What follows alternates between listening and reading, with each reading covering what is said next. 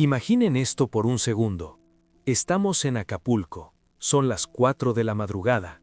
El silencio es absoluto, solo roto por el sonido de las olas golpeando los acantilados. Pero en una mansión solitaria hay una luz encendida. Frente a la pantalla de una computadora barata, no está la diva, no está la leyenda, está Verónica Castro. Pero olviden a la mujer de ojos divinos que hipnotizó a Ausia. La mujer que está ahí sentada, con el cabello canoso y la mirada perdida, está susurrando cosas perturbadoras al micrófono. Y del otro lado de la videollamada, lo que hiela la sangre no es un amante secreto, son niñas de apenas 13 años. ¿Sienten ese escalofrío? ¿Cómo es posible? ¿Cómo es que el rostro más sagrado de la televisión mexicana, nuestra segunda virgen, terminó arrastrándose en este fango moral? Dicen que Verónica Castro es una víctima de la fama, pero los que conocen los pasillos oscuros de Televisa cuentan otra historia. Dicen que su vida no es un cuento de hadas, sino un castillo construido sobre 4 tumbas llenas de mentiras.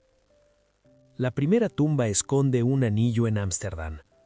¿Por qué la Vero juraría por la vida de su madre que nunca se casó con Yolanda Andrade? ¿Está protegiendo su fe católica o está aterrorizada de que el mundo vea a la verdadera mujer detrás de la máscara?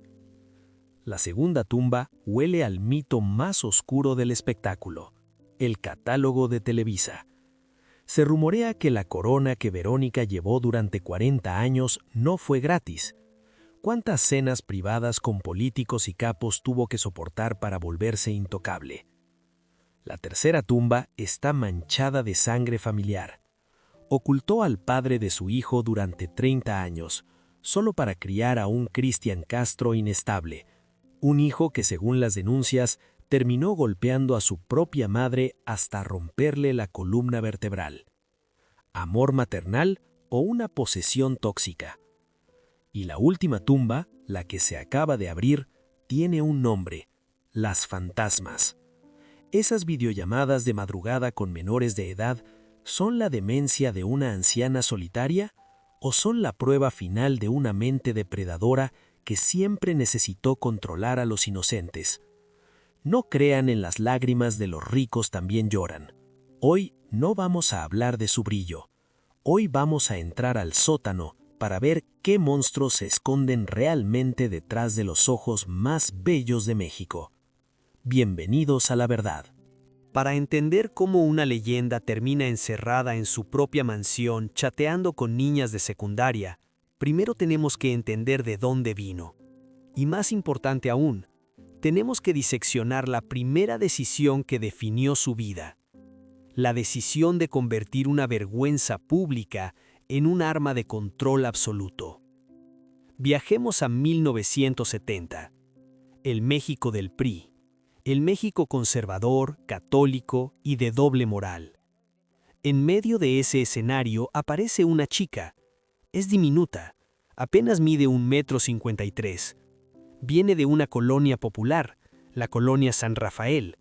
No tiene apellido aristocrático, no tiene dinero y su padre abandonó a la familia. Pero Verónica Castro tenía algo que vale más que el oro en la industria del entretenimiento: el hambre. Y tenía unos ojos, esos ojos verdes que parecían devorarse a la cámara, capaces de transmitir inocencia y perversión en el mismo parpadeo. Fue nombrada el rostro de El Heraldo. La industria la amaba. Pero aquí es donde la historia oficial y la realidad empiezan a divorciarse. La narrativa de Televisa siempre nos vendió a Verónica como la Cenicienta, la chica pura que luchó contra la adversidad. Pero si miramos con la lupa de un investigador, vemos las primeras grietas. Vemos a una mujer joven navegando en una piscina de tiburones. Y en 1974, la bomba estalló. Verónica Castro, la promesa virginal de la televisión, estaba embarazada, sin esposo, sin anillo.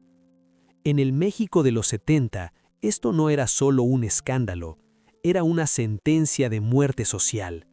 Las revistas de chismes afilaban sus cuchillos. La iglesia fruncía el ceño. ¿Quién era el padre? ¿Qué hombre había deshonrado a la niña de oro?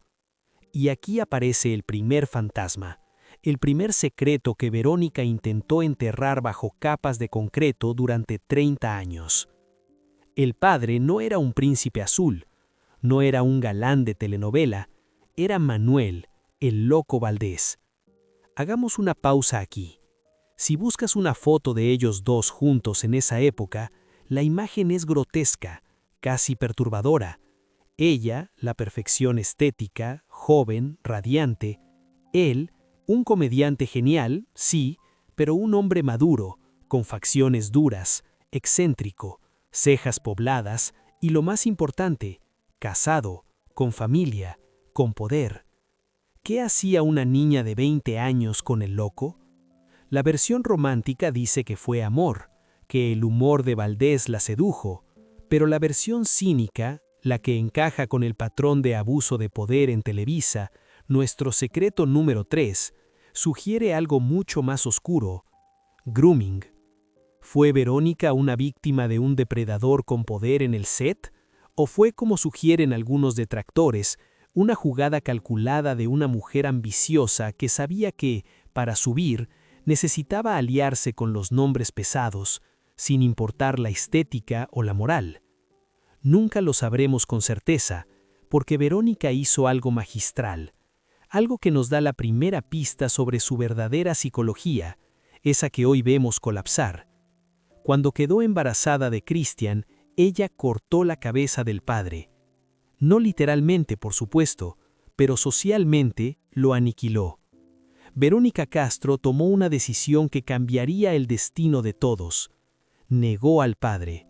Durante décadas, ante las cámaras, ante la prensa, y lo más cruel, ante su propio hijo, Manuel Valdés no existía. Ella se envolvió en la bandera de la madre soltera, la mártir, la mujer que podía sola contra el mundo. Mi hijo es mío y de nadie más, decía. El público aplaudió. México ama a las madres sufridas, pero los psicólogos ven algo diferente. Ven el inicio de un patrón de posesión tóxica. Al borrar a Manuel Valdés de la ecuación, Verónica no solo estaba protegiendo su reputación, estaba asegurándose de que Christian Castro no tuviera otro referente de amor más que ella. Ella se convirtió en el sol, la luna y la tierra para ese niño. Ella era la proveedora, ella era la ley, ella era Dios. Christian no nació como un niño, nació como una propiedad, un muñeco viviente diseñado para llenar el vacío emocional de una mujer que, a pesar de tener a millones de fans, no tenía a un hombre que se quedara. Aquí se sembró la semilla de la tragedia que explotaría años después, nuestro secreto número 2. Ese niño blondo, bonito, que cantaba Gallito Feliz en los programas de su mamá, estaba creciendo en una jaula de oro. Una jaula donde la madre lo amaba tanto que lo asfixiaba. ¿Se dan cuenta de la ironía? Verónica fue abusada por el sistema, simbolizado por el loco Valdés y Televisa, y su respuesta fue convertirse ella misma en el sistema opresor para su hijo. «Tú eres mi hombrecito», le repetía. Una frase que suena tierna, pero en el contexto del psicoanálisis es devastadora. Es incesto emocional. Cargas a un niño con la responsabilidad de ser la pareja emocional de su madre. Y mientras Christian crecía sin padre, Verónica ascendía. Su sacrificio público, la madre soltera y valiente, la hizo intocable. Emilio Azcárraga Milmo, el tigre, el dueño absoluto de Televisa, vio en ella el producto perfecto. Una mujer hermosa, talentosa y vulnerable. Una mujer que necesitaba a la empresa para protegerla.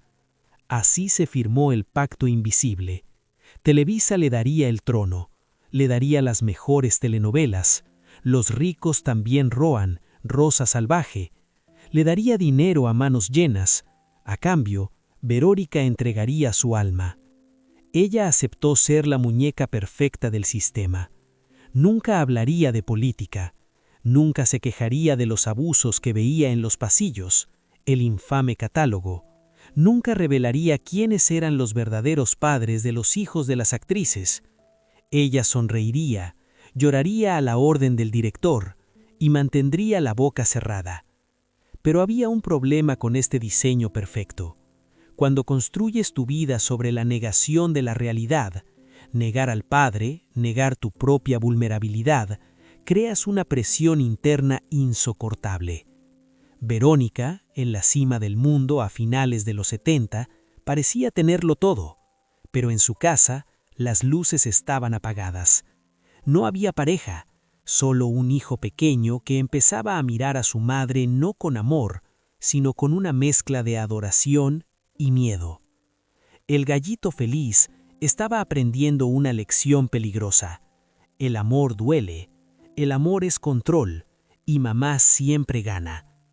Nadie sospechaba entonces que ese niño angelical crecería para convertirse en el verdugo de su propia madre. Nadie imaginaba que las manos pequeñas que abrazaban a Verónica en las portadas de la revista Hola serían las mismas manos que, años después, presuntamente la arrastrarían por el suelo de una mansión en Miami. Pero no nos adelantemos. Por ahora, Verónica ha ganado. Ha sobrevivido al escándalo del embarazo, ha ocultado al loco, ha conquistado México. Ahora el mundo es suyo. Pero como en todo pacto con el diablo, la letra pequeña siempre se lee al final. Y Verónica estaba a punto de entrar a la década de los 80, la era dorada de Televisa, donde el poder, las drogas y el sexo se mezclaban en los cócteles de los ejecutivos, donde ella reinaría y donde quizás empezaría a perderse para siempre.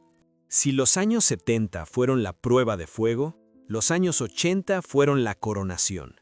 Verónica Castro ya no era la chica con hambre de la colonia San Rafael, ahora era la reina. Y no es una metáfora. En la década de 1980, en un México azotado por crisis económicas y terremotos, Verónica era el único analgésico que funcionaba.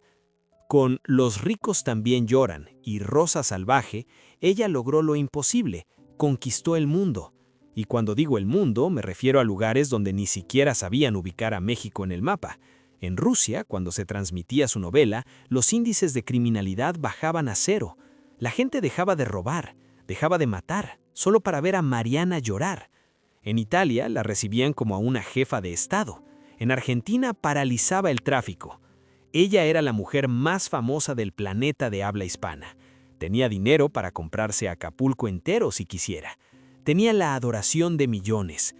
Pero bajo los reflectores del estudio de San Ángel, en los pasillos de Televisa, se gestaba una realidad mucho más sórdida.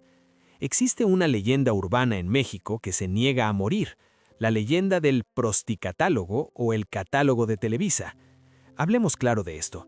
Durante años, actrices, maquillistas y choferes han susurrado la misma historia, que existía una carpeta, un álbum físico, con fotos profesionales de las actrices más hermosas de la empresa.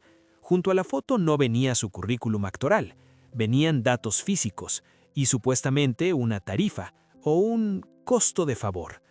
Se dice que este catálogo se ofrecía a publicistas millonarios, a políticos del PRI que necesitaban compañía para cenas de Estado, y sí, a veces a los capos del narcotráfico, que empezaban a ganar poder en el país. Los defensores dirán que no, que ella era demasiado grande, demasiado talentosa, que ella generaba tanto dinero por sí misma que no necesitaba vender su cuerpo. Pero los cínicos, los que entienden cómo funcionaba la maquinaria de Emilio Azcárraga Milmo, el Tigre, tienen una teoría diferente. Quizás Verónica no estaba en el catálogo para ser vendida por una noche. Quizás su rol era mucho más complejo y oscuro. Ella era la hostess suprema, la joya de la corona que se exhibía en las fiestas privadas de los ejecutivos para demostrar poder. Imaginen la escena, una fiesta en una mansión del Pedregal, hombres de traje oscuro, humo de cigarro, alcohol caro, y ahí, sentada a la diestra del Tigre Azcárraga, está Verónica. No necesita servir tragos, su sola presencia valida al dueño. Ella es el trofeo que dice, miren lo que poseo, miren lo que he creado. Esta cercanía con el poder absoluto le dio a Verónica un escudo de invencibilidad. Si un periodista hablaba mal de ella, su carrera terminaba al día siguiente.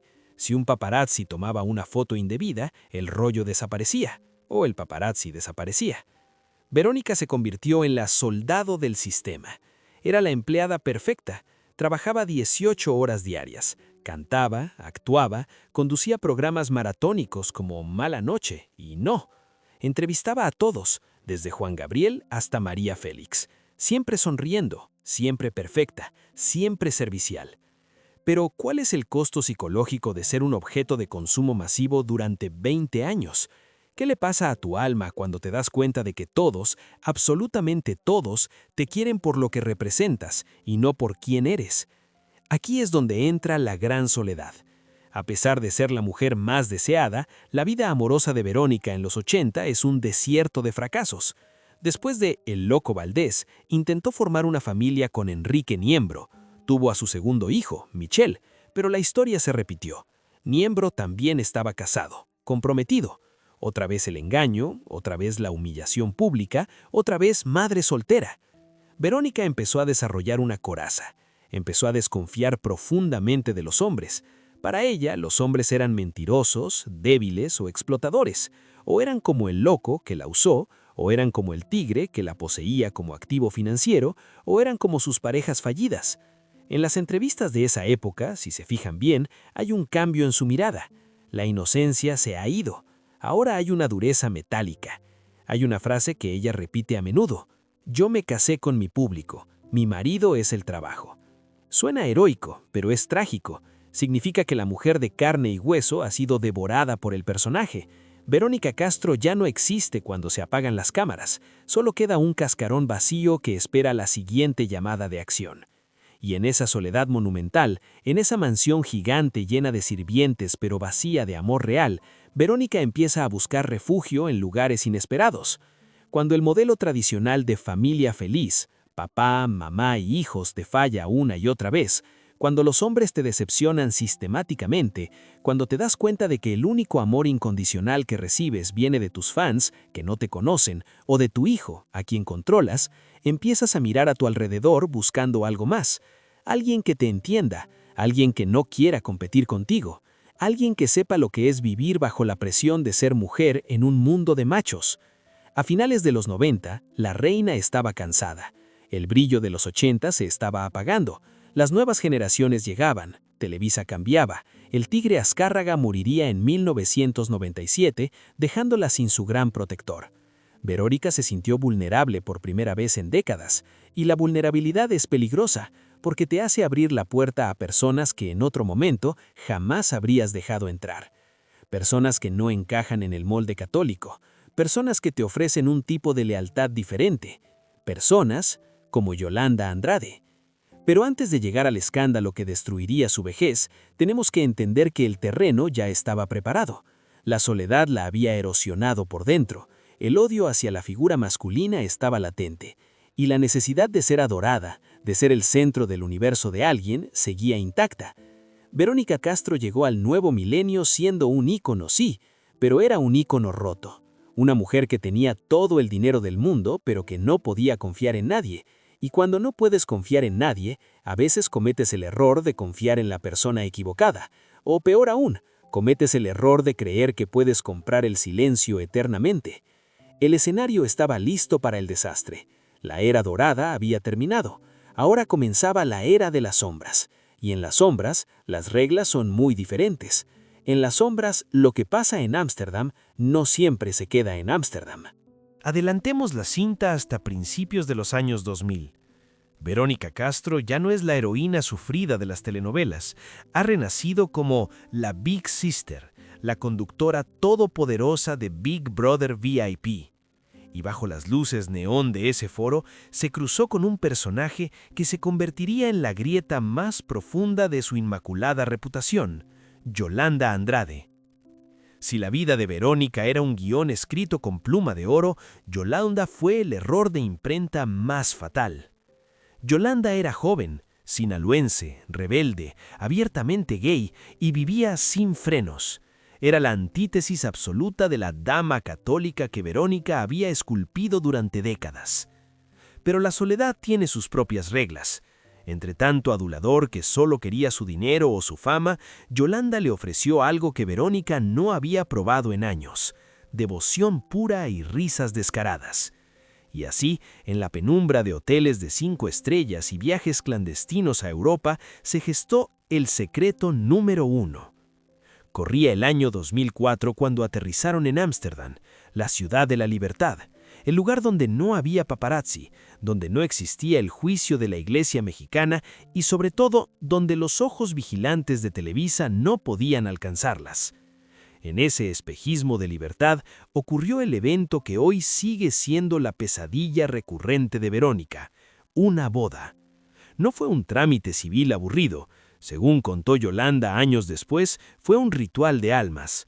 Hubo anillos, hubo votos y hubo una promesa ante un Dios que no juzgaba. Me casé con una mujer maravillosa, divina, recordaría Yolanda con la mirada perdida. En ese instante, Verónica Castro cometió el error mortal de los poderosos. Creyó que podía encerrar la verdad del otro lado del océano para siempre. Pero la verdad es un cadáver que flota. Tarde o temprano sale a la superficie. 15 años después, en 2019, la bomba detonó. En una entrevista que parecía inofensiva, Yolanda Andrade quitó el seguro de la granada. Soltó insinuaciones, luego confirmaciones a medias, sobre su matrimonio con una gran estrella. La prensa mexicana, con ese olfato de tiburón cuando huele sangre, armó el rompecabezas en segundos. El nombre de Verónica Castro apareció en todos los titulares, desde los noticieros serios hasta las revistas de chismes de pasillo. Y fue ahí donde vimos el verdadero rostro de la reina. No la cara dulce de Mariana Villarreal, sino el rictus de terror de una mujer acorralada. Verónica no solo lo negó, contraatacó con la furia de una fiera herida. Llamó a programas de radio con la voz quebrada por el odio y la desesperación, gritando una frase que pasará a la historia de la infamia mediática: en esta vida no voy a ser lesbiana, no lo soy y no lo seré. Escuchen bien esa negación. No dijo no la amé, dijo no voy a ser. Estaba peleando contra su propia identidad.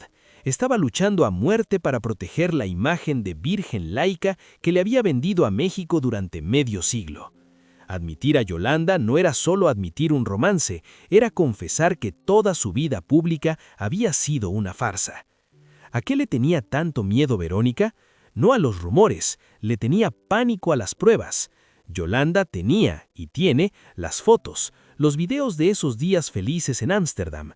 La existencia de esas imágenes es como una espada de Damocles colgando sobre su cabeza cada noche. Un solo clic de Yolanda y el legado de 50 años se convierte en cenizas.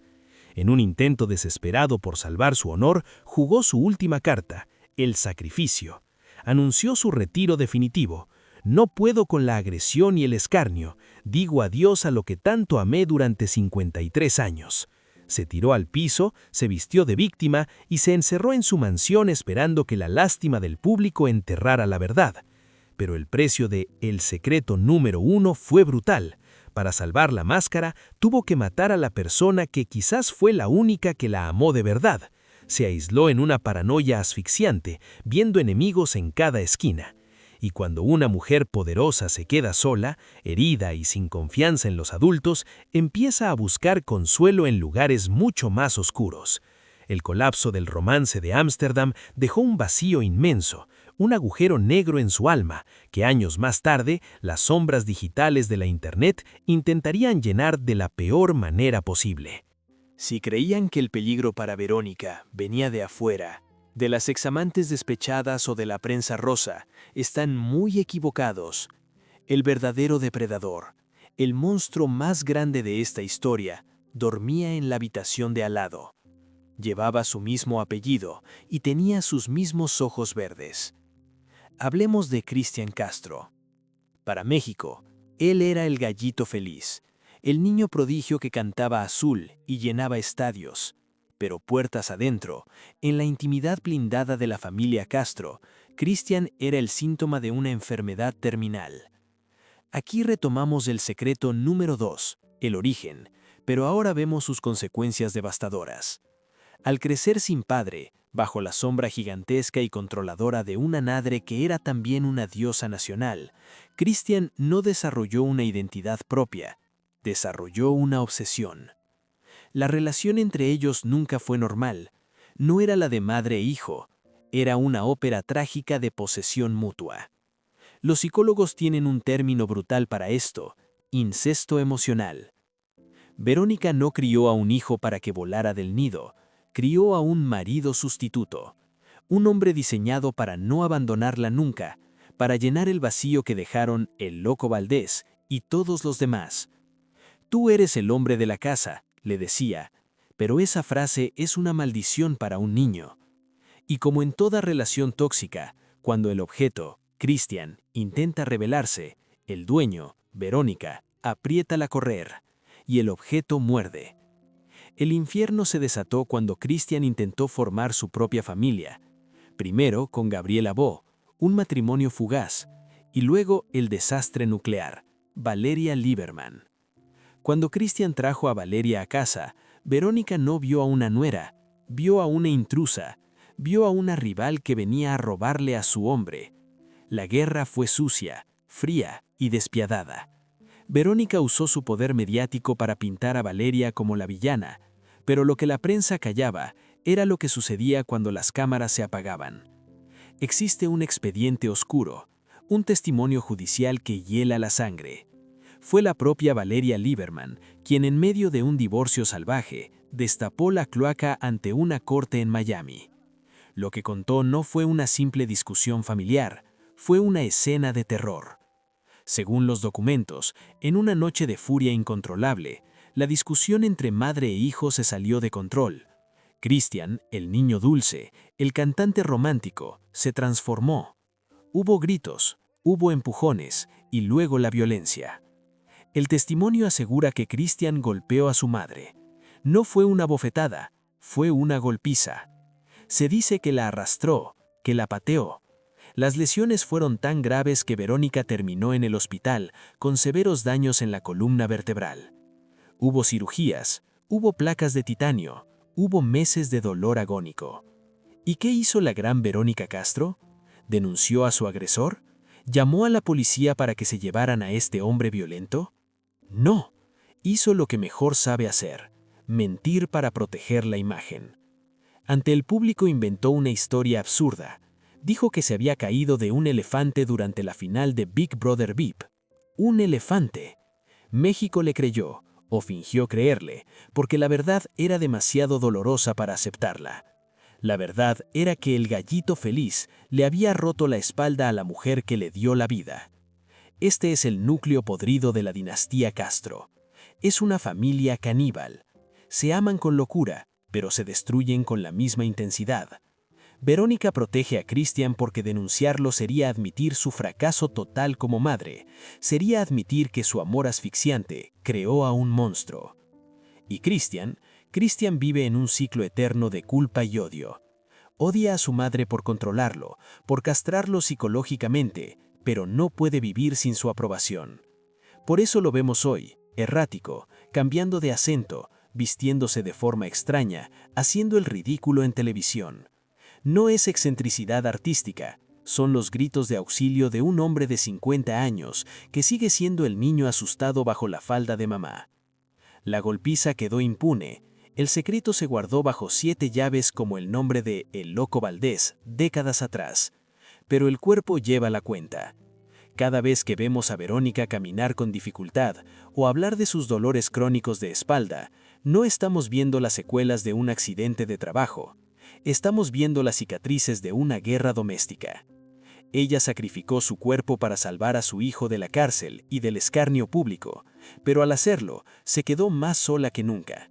Sin pareja, Yolanda se fue, con un hijo que es su verdugo, y con una columna de titanio que le recuerda cada vez que intenta levantarse de la cama, que el amor en la casa de los Castro no es un abrazo, es un golpe que te rompe los huesos. Aislada, dolorida y traicionada por su propia sangre, Verónica se refugió en el único lugar donde nadie podía golpearla físicamente. Se refugió en el mundo digital, Y ahí, en la soledad de su habitación, comenzó a buscar una nueva audiencia. Una audiencia que no supiera de elefantes, ni de bodas en Ámsterdam, ni de hijos violentos. Buscaba inocencia, y desgraciadamente, la encontró. En octubre de 2022, el mundo del entretenimiento mexicano se vio envuelto en una controversia que rápidamente se extendió por redes sociales y programas de espectáculos. El origen del debate fue la mención de un supuesto grupo de chat privado llamado Las Fantasmas, del que, según comentarios difundidos en medios digitales, habrían formado parte la actriz Verónica Castro y algunas de sus seguidoras. La historia comenzó a ganar atención cuando el periodista de espectáculos Jorge Carvajal habló del tema durante una transmisión en línea. Sus declaraciones despertaron curiosidad entre el público y pronto el tema empezó a circular en distintos espacios mediáticos. En poco tiempo, capturas de pantalla y fragmentos de conversaciones que supuestamente pertenecían a ese grupo comenzaron a difundirse en Internet. La rapidez con la que el tema se viralizó reflejó el enorme interés que todavía despierta Verónica Castro en la cultura popular latinoamericana. Con una carrera que abarca varias décadas, la actriz se consolidó como una de las figuras más influyentes de la televisión mexicana. Sus telenovelas alcanzaron gran popularidad en distintos países y su presencia en programas de entretenimiento la convirtió en un rostro familiar para varias generaciones. Precisamente por esa relevancia pública, cualquier noticia relacionada con su nombre suele generar un fuerte impacto mediático. En este caso, el interés creció aún más debido a la naturaleza digital de la historia. El supuesto grupo Las Fantasmas habría sido, según los comentarios difundidos, un espacio privado en el que algunas admiradoras interactuaban directamente con la actriz. Sin embargo, el hecho de que se tratara de un grupo cerrado generó dudas y especulaciones entre algunos comentaristas. Cuando comenzaron a circular fragmentos de conversaciones, varias personas interpretaron el contenido de maneras distintas.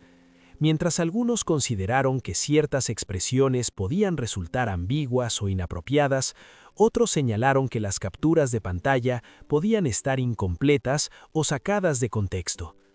La discusión se amplificó rápidamente gracias a las redes sociales. Plataformas como Twitter, YouTube y Facebook se llenaron de comentarios, análisis y opiniones sobre el tema. Algunos usuarios defendieron a la actriz y cuestionaron la veracidad de la información difundida. Otros, en cambio, pidieron explicaciones y consideraron que era necesario aclarar lo ocurrido. Especialistas en comunicación digital señalaron que este tipo de situaciones se ha vuelto cada vez más común en la actualidad. La interacción directa entre celebridades y seguidores puede generar cercanía, pero también puede dar lugar a malentendidos cuando partes de una conversación se difunden públicamente sin el contexto completo. Ante la creciente polémica, Verónica Castro respondió públicamente rechazando las acusaciones que circulaban en medios y plataformas digitales. La actriz afirmó que la información difundida era falsa o estaba distorsionada. También expresó que consideraba el episodio como un intento de dañar su imagen después de tantos años de carrera. En sus declaraciones, insistió en que su trayectoria profesional y personal hablaba por sí misma. Durante décadas, Castro ha sido una figura central en el entretenimiento mexicano, y su legado en la televisión sigue siendo reconocido por millones de espectadores. Al mismo tiempo, decidió reducir su presencia en redes sociales durante el momento más intenso de la controversia. Algunos observadores interpretaron esta decisión como una forma de evitar que el debate se intensificara aún más. En el entorno digital, responder constantemente a rumores puede a veces contribuir a amplificar una polémica en lugar de detenerla. La controversia también generó una conversación más amplia sobre la relación entre celebridades y seguidores en la era digital. Durante gran parte del siglo XX, la interacción entre artistas y fans estaba limitada a eventos públicos, entrevistas o encuentros organizados. Hoy en día, las redes sociales permiten una comunicación mucho más directa y frecuente. Muchos expertos en cultura digital han señalado que este tipo de episodios demuestra la necesidad de establecer límites claros en la comunicación en línea. Las figuras públicas, al igual que cualquier usuario de Internet, deben considerar que los mensajes digitales pueden difundirse fácilmente y ser interpretados de formas distintas por diferentes audiencias. Con el paso del tiempo, la intensidad de la polémica comenzó a disminuir. Como ocurre frecuentemente en el mundo del espectáculo, nuevos temas y noticias ocuparon la atención del público. Sin embargo, el episodio quedó como un ejemplo de cómo una controversia nacida en Internet puede convertirse rápidamente en un fenómeno mediático. En retrospectiva, la discusión en torno al supuesto grupo Las Fantasmas se convirtió en una reflexión sobre reputación, percepción pública y el impacto de las narrativas digitales. Más allá de las diferentes interpretaciones que surgieron en su momento, el episodio muestra cómo el entorno digital ha transformado profundamente la relación entre celebridades, medios de comunicación y audiencia. Así, lo ocurrido en 2022 permanece como un recordatorio de la complejidad del ecosistema mediático contemporáneo. En la era de las redes sociales, una historia puede crecer rápidamente y convertirse en tema de debate global, aun cuando muchos de sus detalles permanecen sujetos a interpretación. Y así llegamos al presente. Después de los viajes clandestinos a Europa, después de las golpizas en la sala de estar, después de las noches oscuras en Zoom con menores de edad, el polvo finalmente se ha asentado. Pero lo que queda a la vista no es un monumento victorioso, es una ruina. Verónica Castro vive hoy en una mansión espectacular en Acapulco, pero Acapulco ya no es el paraíso de las estrellas de Hollywood de los años 50. Hoy, Acapulco es una zona de guerra, marcada por la violencia de los cárteles y el abandono. Y en medio de ese paisaje decadente, la casa de Verónica se alza no como un hogar, sino como un mausoleo. Este es el saldo final de la cuenta. Este es el precio. Verónica lo tiene todo y no tiene nada. Tiene una fortuna incalculable, amasada durante 50 años de ser la cara de México. Pero ¿quién se sienta a su mesa a disfrutarla? La silla de El Loco Valdés siempre estuvo vacía. La silla de Yolanda Andrade quedó vacía por el miedo al ¿qué dirán?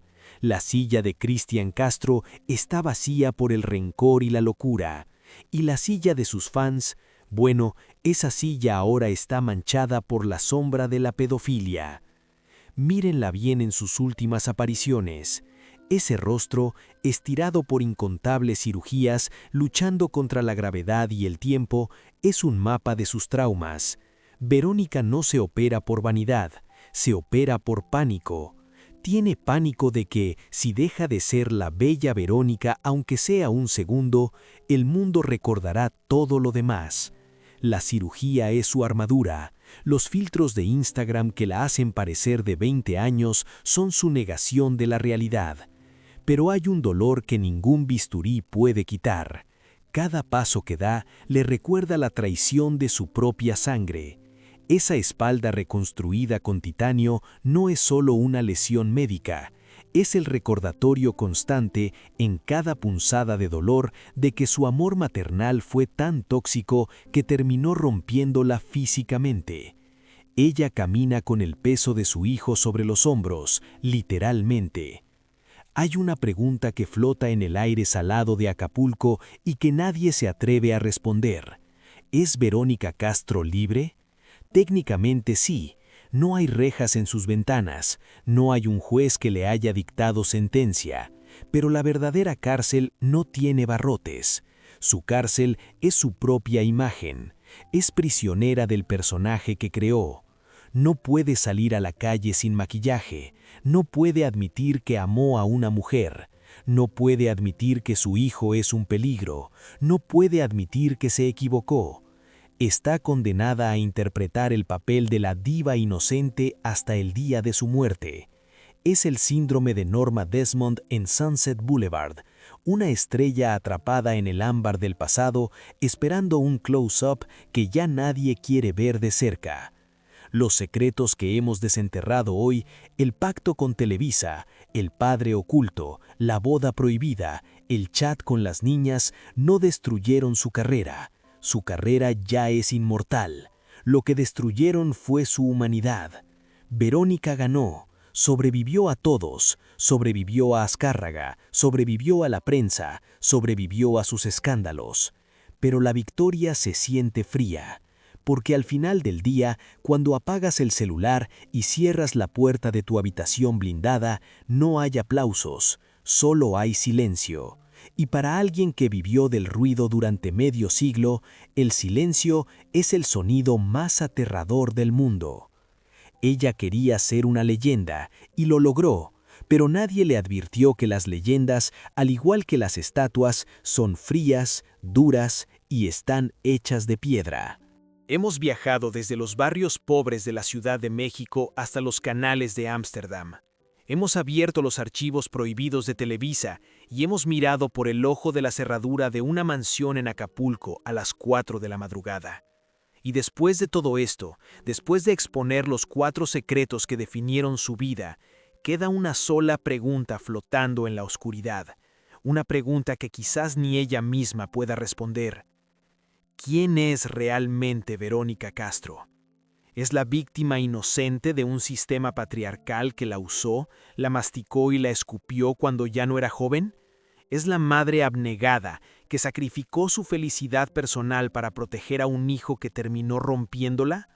¿O es la mente maestra, fría y calculadora, que construyó un imperio a base de mentiras, que negó su propia identidad sexual y que terminó buscando poder en la manipulación de niñas inocentes? Tal vez la respuesta más aterradora es que ella es ambas cosas. Verónica Castro es el Frankenstein perfecto de la industria del entretenimiento. Es hermosa y monstruosa a la vez. Es la prueba viviente de que la fama absoluta corrompe absolutamente. Nosotros, el público, somos cómplices. Nosotros exigimos una virgen inmaculada y ella nos dio una. Nosotros exigimos drama y ella destruyó a su familia para dárnoslo. Hoy, las luces del set se han apagado para ella. Ya no hay guiones, ya no hay apuntador, ya no hay director gritando ¡acción! Pero Verónica sigue actuando, sigue interpretando el papel de su vida en la soledad de su habitación. Sigue sonriendo a una cámara imaginaria, esperando un aplauso que ya no se escucha. Dicen que los actores mueren 2 veces. La primera, cuando el teléfono deja de sonar, y la segunda, cuando su cuerpo deja de respirar. Verónica Castro ya murió la primera muerte, y ahora vive en el limbo, atrapada entre los fantasmas de lo que fue y la realidad de lo que es. No la juzguemos demasiado duro, porque al final, su tragedia es la tragedia de todos los que venden su alma por un poco de luz artificial. Ella nos enseñó que los ricos también lloran, pero se le olvidó decirnos que a veces los ricos también sangran y a veces los ricos también matan la verdad para sobrevivir. La función ha terminado, pueden apagar sus pantallas, pero recuerden, en algún lugar de Acapulco, una mujer de ojos verdes sigue despierta, vigilando sus secretos, rezando para que el pasado no toque a su puerta.